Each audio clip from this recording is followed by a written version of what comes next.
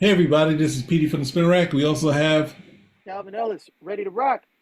now similar to our Aliens Expanded, which was a whole big DVD set that led to darning the interest to get this whole a bunch of interviews from all the actors and whatnot. Now, when we got to see it, they had added a ton of more people to the Aliens one. This is at the beginning of the Thing expanded. So I don't know that the Thing doesn't have all of the movies in the franchise. They just have the original Thing, the John Carpenter Thing, and then the one with the chick from the Ahsoka one, the more recent one that happened. But at the same time, this is a favorite. This is one of the original movie my father was a big fan of. Obviously, I watched it with him. And comic related, they had Bernie Wrightson doing the designs for the monsters. So we rarely get to always say there's a comic related thing to these trailers, but this one definitely does have it, besides being sci-fi or that sort of things. Any thoughts of the original thing before we start playing this? Or no, the second thing rather. Any thought the This, '80s thing? Any thoughts? I don't know if I ever saw the '80s thing. I think I only saw the original one. I never saw the '80s Oh, one. oh man. So this is the thing that the trailers Did I just see? Did I see the '80s one? Is that the one like where Kurt they? Russell. Is that the one where they realized what is? They finally realized what could stop it because the guy hit it with the fire extinguisher. That one, Yes, or yeah. was it the other? Yeah. Then okay. Yeah, I might have seen. I don't remember that one as well as I remember the original. But yeah. Okay. All right. So let's let it play. Let it play. I am John Carpenter, and you will see me in the Thing expanded documentary.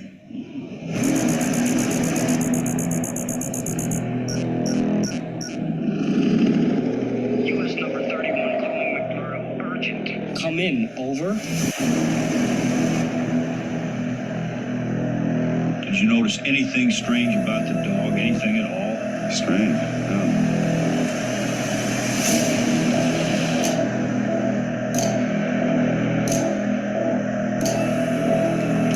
What the hell happened here? Looks like something buried under the ice. What we're talking about here is an organism that imitates other life forms. Somebody in this camp ain't what he appears to be. Bennings was right there, Mac. I swear to God it had a hold of him.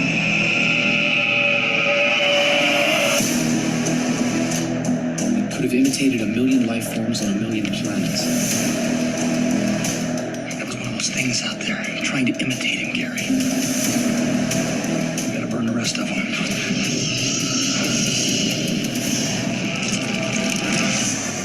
Nobody trusts anybody now. So how do we know who's human?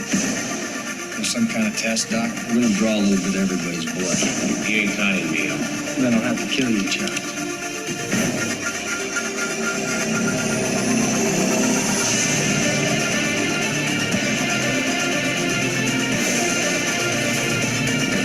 You gotta be kidding.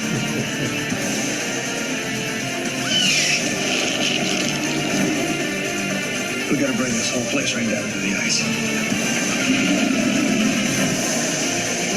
We're not getting out of here alive. Use that thing.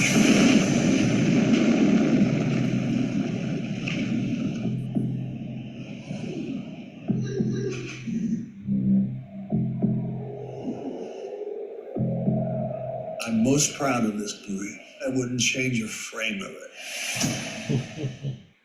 The Thing Expanded is a brand new documentary that will explore the world of John Carpenter's 1982 masterpiece, The Thing. And it will do this not as a making of, not as a history, but as an autopsy of the film itself.